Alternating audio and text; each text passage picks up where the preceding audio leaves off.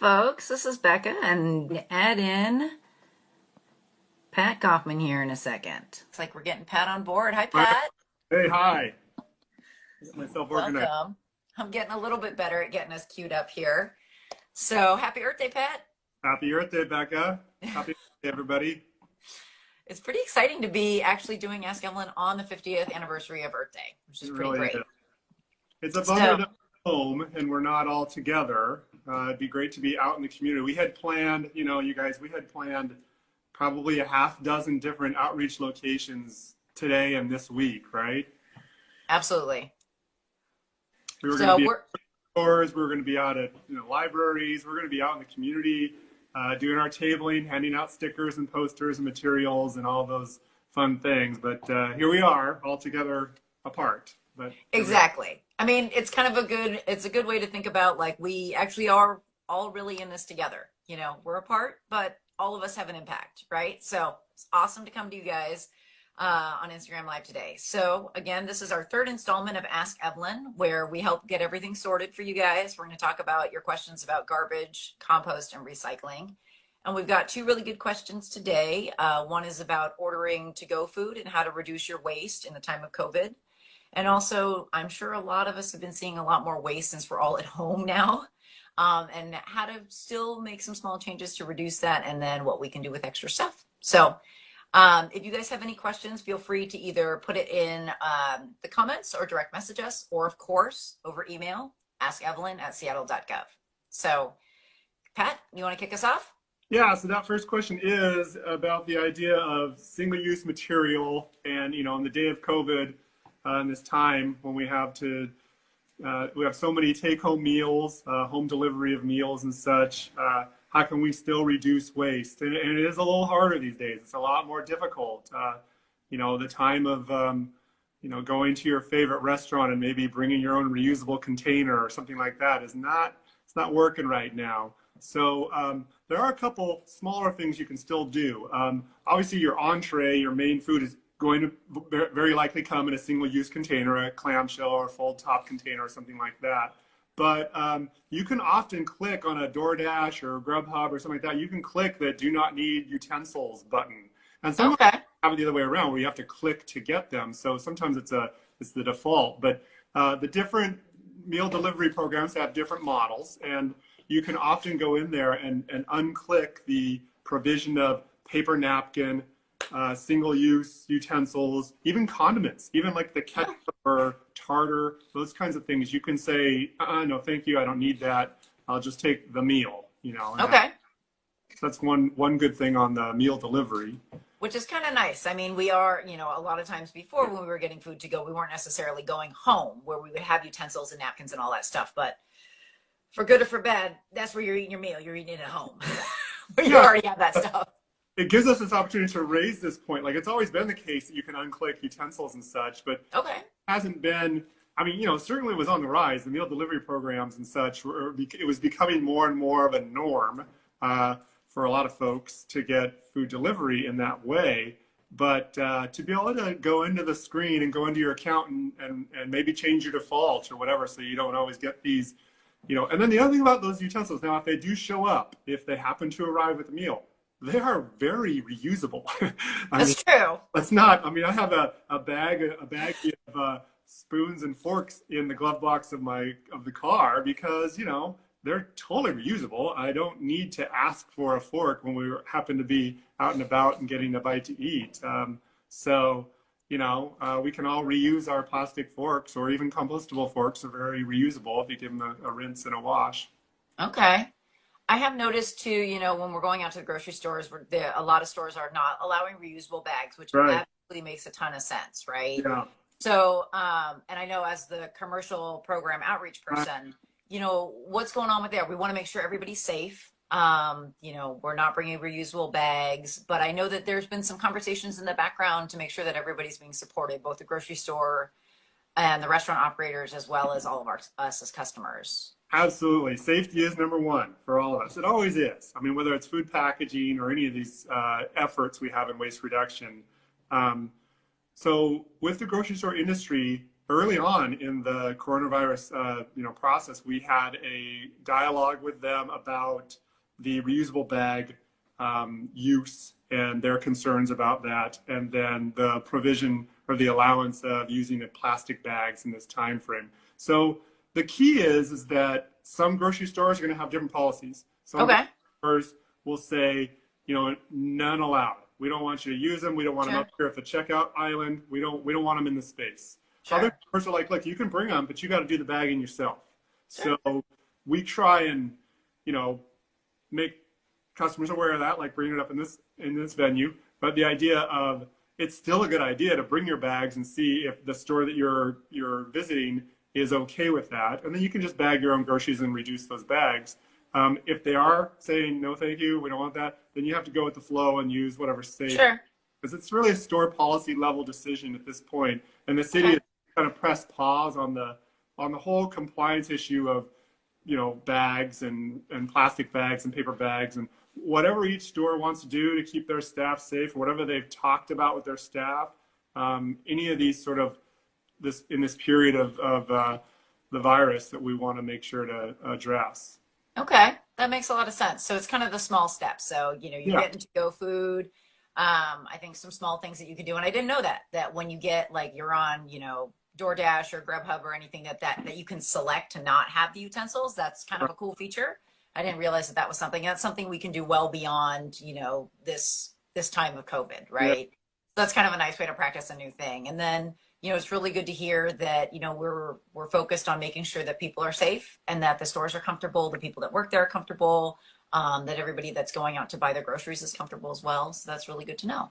yeah. But little small things. On those bags, also, it's always been the case that it's really upon all of us. It's our responsibility to keep those bags clean. I mean, Sure. there have been in the past the stories about problems with dirty bags and this and that.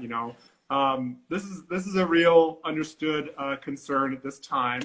Fully appreciate it, but it's also the case that if you have canvas bags or reusable bags of some kind, you got to run them through a wash. You have to throw them in with your when you wash your jeans and things. I mean, it's Right. right. It's not a delicate, but so you want to just throw it in with the items that are like that. Right.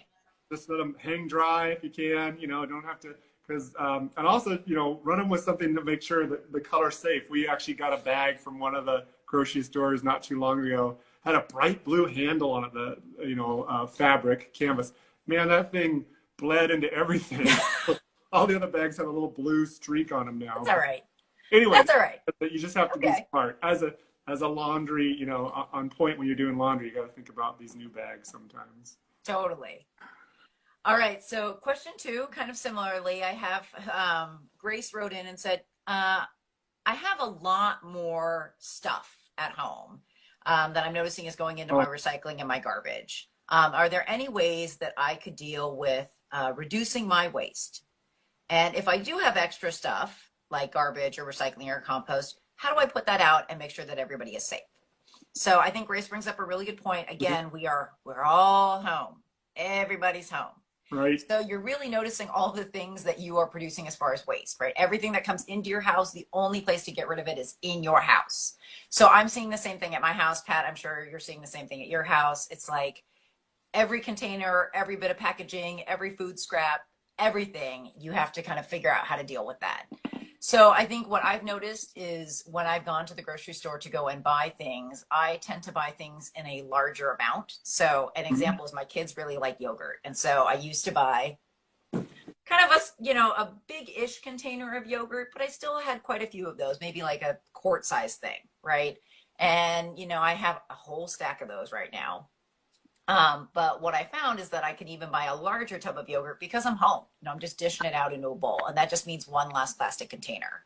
I think a lot of times too, we were taking lunches to work and things like that. So we were buying things in smaller amounts and in smaller packages to make it easier to take with us. Yeah. When you're out, I mean, I'm not talking about like hoarding things, but I think you can choose the larger size because you're going to be able to be enjoying that at home. And that will cut down on the packaging waste for sure.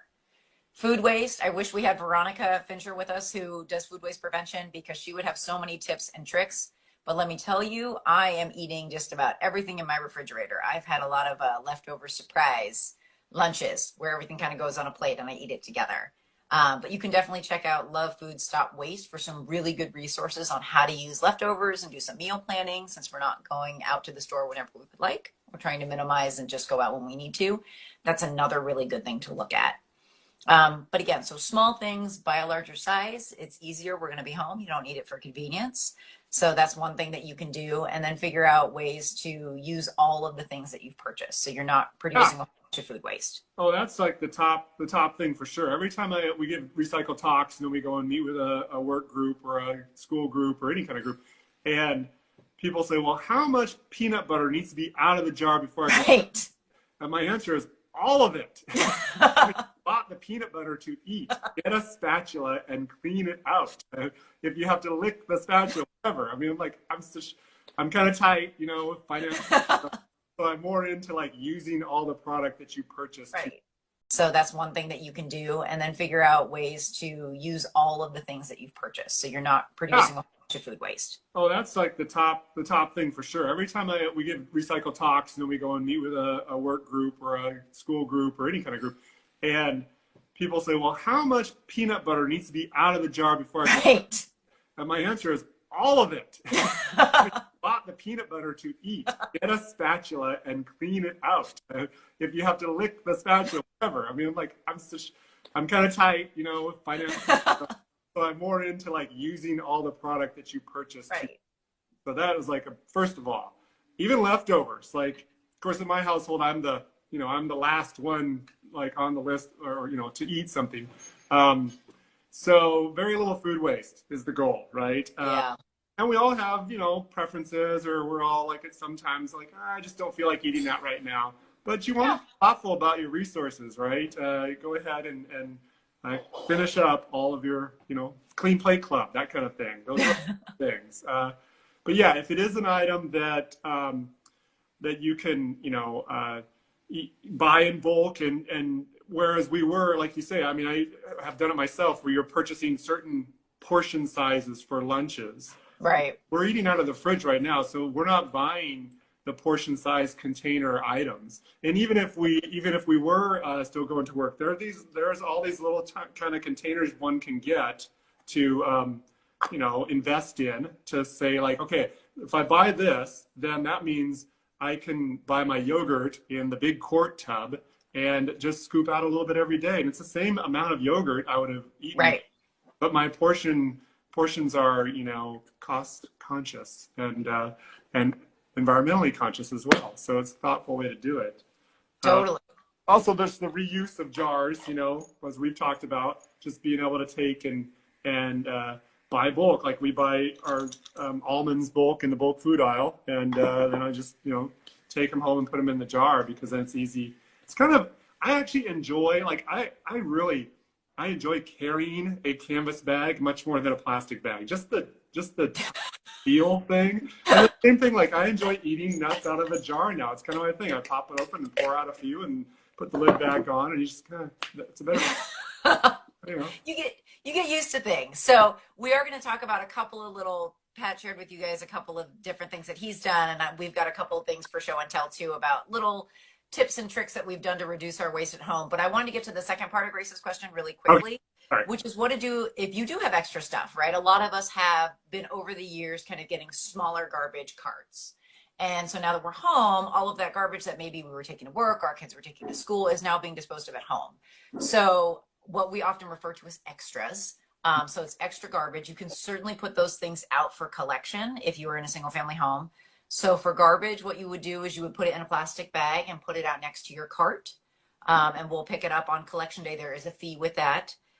With extra recycling, we just ask that you do not bag extra recycling. Those plastic bags are really hard for folks to deal with at the material recovery facility. We ask that you put everything loose. It should be loose in your cart anyway, but maybe find an extra cardboard box that you're going to recycle anyway and use that for your extra recyclables and put that out next to your cart on recycle day, and we will pick that up. And then for extra yard waste, because a lot of you have probably been getting outside and working in your yard, make sure that you Yeah. put that into a craft paper bag. Yeah. And it's just easier to handle. It's much cleaner. It means that the drivers have to handle stuff less, which definitely in this time of COVID is very, very important. Yeah. You don't want to overfill your cart so the drivers aren't having to pick up stuff that comes out when they tip the carts. And then if you can bundle your extra garbage in a plastic bag, put your extra recycling into a cardboard box loose, and then put your yard waste into either a craft bag or bundled with twine if it's large branches. That makes it so much easier for the drivers to pick up. So extra waste happens, and we got you covered. You can definitely put it out, and we'll come and pick it up. Yeah, I think along the lines of the reusable containers is great. The craft bags are handy. They're definitely handy, and then there's also the compostable bags, the green tinted PLA type bags for yard waste. But the craft bags are great. But there's also a lot of people have the old reusable plastic garbage cans. Sure. Out of the garage or house that used to be the old subscriber model collection program for yard waste, and now it's all a cart-based collection, of course. So those buckets are for extras, and the drivers will know that when it's a bucket like that, it's a leave behind. It's on the recycling though. You anytime it's a trash can, a bucket like that, the drivers can leave that behind. But if it's some sort of a little like storage bin or tub that you want to keep, you should. Oh, that's a good point. Write on there, you Yeah. know, recycle, leave tub or something like that, because we do allow a certain size of container, like 5-gallon buckets. Very Sure. you know, those storage bins, the clear ones or whatever that people. And I would hope that it doesn't happen very often, but there could be an occasional time where a driver assumes the whole thing is to go. You know. Sure. So just leave a note. I mean, a little Post-it note taped on there. Great way to kind of maintain. Like, you know what you're trying to convey to the driver what your intentions are with what you're setting out.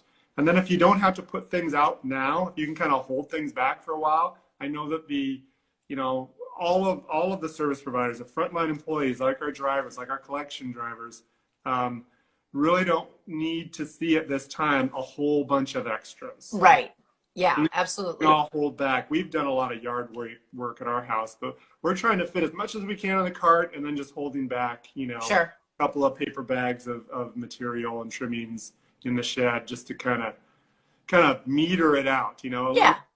And maybe as the dust clears later in the future, we'll have a whole bunch of bags out there at some point. But right now, we're trying to make it easy for the driver to just move through their route. We've got some staffing challenges, and it's just a time when we don't want to overburden the collection effort. Yeah, absolutely. That's a really good point. So just to recap on Bruce's question, just, try to buy things in a larger size, your home, so you don't need to buy convenience sizes. So that's one thing you can do. And then, if you are going to be putting out extras, all the tips that Pat just mentioned, and we have lots of information on our website as well, if you want to know a little bit more about that. So really quickly, Pat and I were going to go through a little bit of show and tell. Maybe, Pat, you can pick like a couple of things that have been kind of like you were saying, it's like you've kind of gotten used to these things. So what can you share with folks that has helped you kind of reduce your waste? Okay, well, obviously I showed you the storage containers and such, but I definitely use all of the types of storage bins for to-go lunches and even, takeout and stuff sometimes. But some of the things we like to do is just reusing jars, for other whatever materials. Any kind of a leftover can just go in the fridge in a jar. Sometimes we'll just have a plate that has like maybe a breast of chicken or something like that on there. And instead of like wrapping it with saran wrap, we'll just take another, bowl or something and just lay it over top on the plate. And so it's kind of like the old cake topper, the clear glass cake topper that maybe some people. Sure. But the idea is that it's a durables container. It's maybe what they would have done back in the 1940s or something, when it's something cool and fresh, in the refrigerator. The idea of like not using saran wrap or foil every time you have something to put in the fridge is just use something durable, as a Yeah, totally. It's actually really funny. So as far as jars, like I tried to reuse like my cream cheese containers to put leftovers in, but nobody at my house could remember that it wasn't cream cheese. Yeah. They actually had leftovers in it. So what I started doing was like saving these little like jars. Uh-huh. But let me tell you, when you're trying to put like a leftover meal, even with something this wide, it doesn't work out very well. And then I end up pouring half of it on the counter. I do have this funnel from canning, which is really wide, which has been super helpful. So you can like pour stuff right into it, and then everybody can see what's inside. So that's been like one small little trick that I've used that has allowed me to kind of reuse jars for leftovers in the refrigerator, which That's is really nice. nice. Oh, that's like a hands-free tool too. Yeah, it's pretty great. And I'm kind of messy, so I need all the help I can get. Um, One other thing that is not really in use now, but for those of you who have kids or who are like, a visually appealing lunchbox, bento boxes are a really big deal and they're really expensive. And we'll be honest, I'm kind of cheap. So I didn't want to spend $25 on a lunchbox. So what I did was I found different containers that fit perfectly into my kid's lunchbox. So we've got like a reusable ice cream container. We've got like a little snack container with a lid, and then these two other small things that actually fit really perfectly. And my kids have used this whole setup for probably the last 2 years, which has been super, super great. And then because they fit perfectly in there, they know that all four containers should go back in, and they're big enough to hold whatever snacks or whatever foods we're going to put in there. And then one other quick thing that I know both of us do, Pat, is we moved to cloth napkins, Oh, right? mhm. So Yeah, as much as I would love everything in my life to match, let's be realistic. Like it's just right. not gonna happen. But that's okay, right? Like this is more fun anyway than having a Exactly. matching set See, of napkins. my little tea towels, all And so cotton, and then just right. a dish rag towel as well. And those have been really helpful. And then people ask a lot about paper towels. I do have paper towels in my house for really messy jobs. But as the cloth napkins get kind of worn out, I have kind of a rag drawer as well to clean up spills and stuff like that. And that has been super duper helpful. So, The oh, cloth. Oh, hey, buddy. I have an extra joiner. Can you say hi, bud? Hi. Bud, I'm gonna finish up, okay? Can I come and talk to you in a couple of minutes, please? Okay. I That We're was gonna have an audience member in the cool. background, which Yeah, tells me that it's probably time to wrap up. it's about that time. So, Pat, you and I talked about in celebration of Earth Day that we were gonna pledge to try something else to show that, we do a lot of things, but you can always get better and you can always try something new. So, what are you gonna try for Great. celebrating Earth Day? Well, so we have chickens in our house, and when we first had the chickens, we did a lot of like setting aside food for the chickens and not just putting it all in the compost cart. So I'm going to try and do that more and more. I know that's not a big thing per se, but because we're still going to divert it from the garbage, Sure. but trying to get highest and best use out of all materials is kind of where that falls within. So trying to move a little of my food waste from the kitchen into the chicken feeding category. Cool. I think that it's small things, right? It Yeah, really is small things that add up to a big impact. And that's kind of what Earth Day is all about, is that you look at like all the small actions that we do every day and how cumulatively those add up to really big things. So if all of us divert a little more of our food waste hmm from the waste stream, we all end up in a better place, right? And so in that vein, I was thinking about it. I actually found my old worm bin off in the hinterlands at the side of my house. And I have had worm bins for probably 15 years, but I think my worm bin's making a comeback. So I will keep you guys updated as we keep going on Ask Evelyn Instagram Live on how my worm bin is going. So sounds great because then you get the finished compost. You can use I it in know. the garden. Exactly. There you go. So I'm going to have us wrap up here, but everybody, thank you so much for joining us. It's really been great to come and talk to you guys on Ask Evelyn. We will do definitely one more because we're going to go through April. If you'd like to hear more from us, we would love to hear about that too. So happy Earth Day. Happy Earth Day, everybody.